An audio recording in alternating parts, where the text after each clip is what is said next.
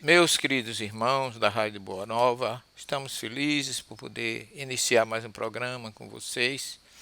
E gostaríamos hoje, neste programa, de fazer uma reflexão sobre a situação atual em que vive o mundo. O nosso Brasil está incluído, mas o problema, ou seja, o convite, a convocação do alto, é para o planeta como um todo. Se nós iniciarmos o nosso programa falando da revelação que Jesus deixou em João 17,5, que é o que nós vamos dar como ponto de partida da nossa reflexão, nós vamos ver Jesus, depois de cumprir a sua missão, de ter descido ao nosso planeta, ter realizado todo o seu projeto de compromisso com Deus, ele diz: Pai, chegou a minha hora. Agora honra teu filho com a honra que eu tinha quando eu me encontrava contigo antes da criação dos céus e da terra. Isto é dito por Jesus na sua revelação no Monte das Oliveiras, depois da ceia com os discípulos, depois da Páscoa, quando ele se prepara para retornar ao mundo espiritual. Muita gente que está em quarentena está a se perguntar: por que isso? Por que estamos passando por isso? Mas as revelações, desde a criação do planeta, como nós sabemos que é projeto e direção do nosso mestre maior, nosso querido Messias, Jesus o Cristo, já previa tudo isso. Não devemos nos apavorar, devemos manter a nossa serenidade, porque este planeta é governado por Jesus. Ele é o nosso mestre, ele é o nosso irmão maior e que prometeu estar conosco até a consumação dos séculos. Partindo disso, vamos fazer um passeio pela história que nós temos na própria Bíblia, desde o Êxodo, desde a criação dos livros de Moisés, que nós temos notícias de opressões, de sofrimento, e nós temos a presença de Deus, que na verdade são enviados do Cristo, como diz Emmanuel em A Caminho da Luz, esteve sempre presente e está sempre presente entre nós. Kardec, na Revista Espírita de 1868, no último capítulo, dos últimos capítulos da nossa nova obra, Jesus, o Messias das Nações, Kardec lá coloca com muita propriedade que Jesus é o grande, o maior Messias, mas que ele tem enviado o Messias em todas as épocas. Moisés foi um grande Messias, os profetas eram Messias enviados pelo Cristo, e assim sucessivamente, esses seus enviados se submetiam e sintonizavam com o seu projeto, porque ele é o grande dirigente. Não devemos esquecer disso. E aí a gente vê na história o que diz o livro do Êxodo, no capítulo 12, depois de 9 convites, porque todos falam que Jesus, Deus, o Deus de Moisés, o guia espiritual do povo hebreu, enviou 10 pragas para o Egito. Não é assim que a gente deve entender.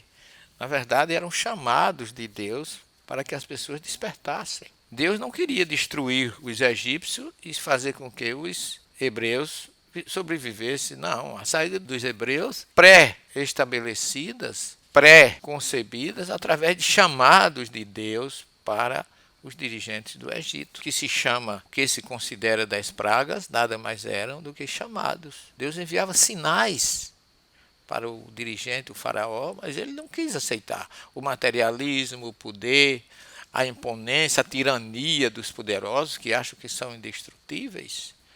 E esse é o momento da gente refletir onde estão os poderosos do planeta agora, que estão todos submetidos à vontade de uma força maior. Dê o nome que você quiser dar, caro ouvinte. Não importa a religião, não estou falando aqui só para nós espíritas. Estou falando para o ser humano, cristão, não cristão, religioso, não religioso. É o momento de refletirmos. Existem coisas, existe algo muito maior do que nós possamos imaginar por trás de tudo isso.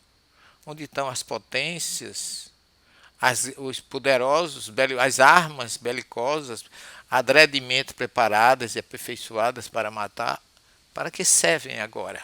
São pontos para que a gente possa refletir. As famílias estão todas em casa, todas em quarentena, como ficaram os hebreus na última praga, ou no último sinal que Deus enviou, que ele diz lá no capítulo 12 do livro do Êxodo, que devia ser passado o sangue do cordeiro, o sangue pascual, que é a palavra Pessah em hebraico, é passar por sobre.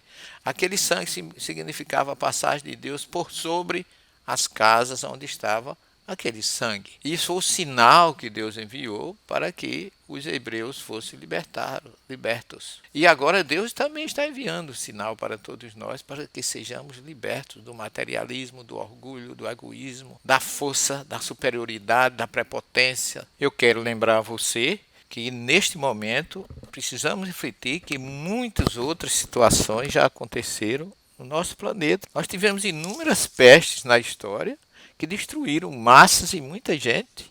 Eu poderia aqui relembrar com você a peste negra, que foi a famosa pandemia do século XIV, que aconteceu, que contribuiu para a crise da Baixa Idade Média, as revoltas camponesas, a Guerra dos 100 Anos e o declínio da cavalaria medieval. A colonização das Américas, no final do século XV, dizimou a população que, segundo a história, de 60 milhões caiu para 5 ou 6 milhões. Tivemos inúmeras pestes de sarampo, gripe, peste bubônica, tifo e cólera, que dizimaram milhares e milhares de pessoas. O que nós precisamos, por trás disso tudo, é lembrar que a grande maioria sobreviveu. E lembrar que Deus, o nosso Mestre Jesus, não está alheio a isso. Ele enviou profetas. Nós temos os profetas considerados de maior destaque na Bíblia, Daniel, Ezequiel, Isaías, que cada um fala a respeito desses acontecimentos. Os salmos falam das pestes. Jeremias fala das pestes.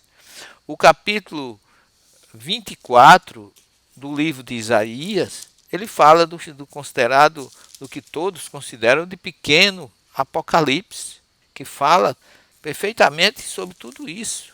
E coincidentemente, no capítulo 26 de Isaías, nos versículos 20 e 21, há uma passagem muito interessante que diz assim: Eia, povo meu, entra nos teus aposentos, fecha tuas portas sobre ti, esconde-te por um pouco de tempo, até que a cobrança de Deus tenha passado. Porque Deus está para sair do seu domicílio, a fim de punir os delitos dos habitantes da terra. E a terra descobrirá seus crimes de sangue, ela não continuará a esconder seus cadáveres. Então, já havia, não estou falando, quero que você entenda que seja exatamente referindo-se a nós, mas que essa recomendação aqui era para o povo hebreu daquela época, mas tem muita semelhança com o que nós estamos passando. E agora vamos dar um pulinho para o próprio Cristo, capítulo 24 do Evangelho de Mateus, o seu famoso sermão escatológico, onde ele traz muitas recomendações para nós sobre tudo isso. Emmanuel fala desses processos do Apocalipse, dos acontecimentos que teriam que vir, e nós não podemos deixar de falar aqui da famosa escatologia que está no sermão conhecido como Sermão Escatológico do Cristo, no capítulo 24 do Evangelho de Mateus, que ele começa no templo e termina mais uma vez no Monte das Oliveiras. Ele faz ali as predições dos acontecimentos, do que ele chama o princípio das dores, da grande tribulação que Jerusalém passaria, e Jerusalém passou. Não sobrará pedra sobre pedra, quando ele se referia ao templo, e que nos alertou para que a gente tivesse cuidado com os falsos profetas, porque muitos viriam em nome dele dizendo que era ele, e enganariam a muitos. Lembra-se que ele fala: eu vireis falar de fome, peste, guerra, rumores, terremotos, maremotos, tudo que nós já vimos, e estamos na fase das colheitas, da seleção. Ele diz que daquele dia, daquela hora, ninguém sabe, nem os anjos do céu, nem o Filho, mas só o Pai que está nos céus. Mas ele também traz notícias boas para nós, porque ele declara em Mateus 5, versículo 5, que os mansos herdarão a terra. Ora, se ele fala que os mansos herdarão a terra, é porque a terra não será destruída. Tenhamos confiança, serenidade, e aguardemos que tudo aquilo que Jesus fala para João no Apocalipse, na ilha de Patmos, vai passar. Nós estamos passando as profecias de Daniel, de Ezequiel, de Jeremias, de Isaías, mas também existem, meus irmãos, as promessas de um futuro de paz, as promessas de um futuro de luz para os seus escolhidos. João descreve todos esses acontecimentos nos diversos capítulos do Apocalipse, e que Emmanuel diz que ele é levado ao espaço, desdobrado para receber tudo isso do Mestre Jesus. E Jesus começa a mandar as mensagens do Apocalipse para as suas comunidades recém-fundadas, sempre concitando a todos o arrependimento, a introspecção, a volta aos tempos. E eu queria colocar aqui para você o que Jesus diz à igreja, à comunidade de Esmirna, quando ele disse: não temas as coisas que estás para sofrer. O bem colocado para todos nós. Não temamos as coisas que estamos passando por ela. Sejamos fiéis até o final, que ele nos dará a coroa da vida. E depois, eu gostaria de colocar para você, meu querido ouvinte, as informações que nós encontramos em Amós, em Zacarias e no Apocalipse 8:12, quando ele diz que restará a terça parte dos habitantes da terra entre os escolhidos. Ele traz muitas observações acerca disso, mas eu quero que vocês guardem as informações. Eu quero enfocar nesse final de programa é que o principal objetivo do Apocalipse é consolar. O Apocalipse traz o soerguimento de ânimo daqueles que, após tanto sofrimento, recebem a promessa de um final de redenção. Todos temem o Apocalipse, todos acham que estamos vivendo uma época apocalíptica, mas ninguém se lembra do capítulo 21 do Apocalipse, que o item 1 diz assim: haverá um novo céu e uma nova terra. Ora, depois que isto que nós estamos passando se consubstanciar, o planeta Terra não será mais o mesmo. As potências têm que se curvar ao convite de Deus. Nós temos que nos curvar com serenidade, com confiança, com certeza nas promessas do Cristo, de que não estamos sós, porque Ele nos prometeu um novo céu, uma nova terra, uma época de paz, onde Ele diz no capítulo 21, versículo 4, que Deus enxugará toda a lágrima. Ora, não pode haver promessa melhor do que essa para nós. No final das tribulações, nós haveremos que a Terra será um novo planeta. Kardec fala na Gênesis, no seu capítulo 18, e em Obras Póstumas, que quando chegasse o momento da transição planetária que estamos vivendo e das tribulações, aqueles que estiverem sintonizados com o Evangelho de Jesus, esses permanecerão na Terra, planeta de paz e de harmonia. E aqueles, em Obras Póstumas, ele diz: com a prática da lei de Deus, o sofrimento, as expiações, as dores, não mais se farão necessárias. Porquanto na terra, morada dos mansos, não mais existirão espíritos renitentes do mal, porque serão dispersados pelos mundos inferiores, de acordo com suas tendências. Obras póstumas, que o que nos faz lembrar, mesmo que aconteceu com o caso dos exilados de Capela. No capítulo 18, item 27 e 28, de A Gênese de Kardec, ele escreve que para que na terra sejam felizes os homens, preciso é que somente a povoem espíritos bons, encarnados e desencarnados, que somente ao bem se dediquem. Havendo chegado esse tempo, grande emigração se verifica dos que a habitam. A dos que praticam o mal pelo mal, ainda não tocados pelo sentimento do bem.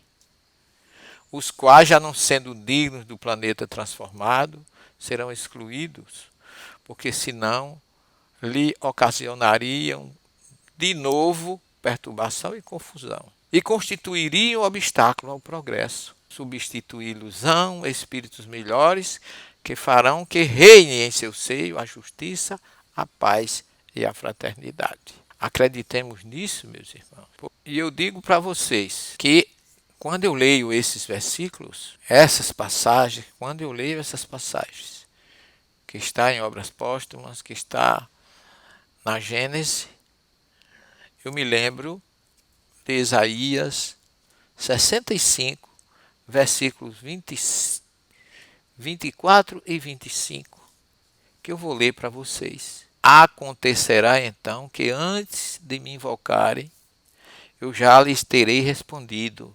Enquanto ainda estiverem falando, eu já os terei atendido. O lobo e o cordeiro pastarão juntos, e o leão comerá feno como o boi. Quanto à serpente, o pó será o seu alimento. Não se fará mal nem violência em todo o meu santo nome, diz Yahvé. Então nós estamos vivendo esses momentos e não podemos nos perturbar nem nos desesperar. Nunca foi tão oportuno essas quarentenas para a humanidade. Não é para o Brasil, é para os poderosos. Nós não estamos lutando contra canhões, contra a guerra nuclear, em absoluto. Nós estamos aprendendo nesse momento a nos unir. Temos visto coisas maravilhosas. Pessoas cantando nas janelas de seus apartamentos, uniões via internet, entrelaçamentos familiares, pessoas em lágrimas, emocionadas com a solidariedade que vem de todas as religiões, de todos os locais, cristãos, católicos, protestantes, espíritas, todos irmanados e unidos nesse momento. E a saída é essa: vigiai e orai, dizia o Mestre Jesus. Não desesperemos, confiemos na sua infinita misericórdia. E vamos aguardar que ele deve ter, ele tem, com certeza. Devemos aguardar, porque ele tem algo positivo para todos nós. Que cantaremos agradecimentos e louvores a ele depois de tudo isso, porque a terra estará transformada. O retorno, ao passar esses momentos de quarentena e reclusão em que vivemos, será de uma diferença muito grande no nosso planeta.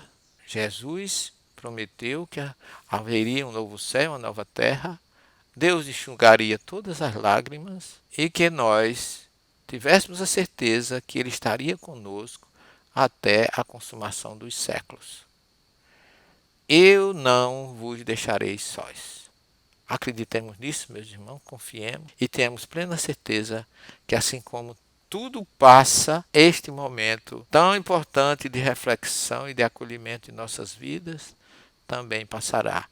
E sairemos dos nossos lares reanimados para um recomeço, para um reencontro com o Cristo, com a paz, com o amor e com a fraternidade. Fique com eles até uma próxima oportunidade, se Deus assim nos permitir. Muita paz a todos.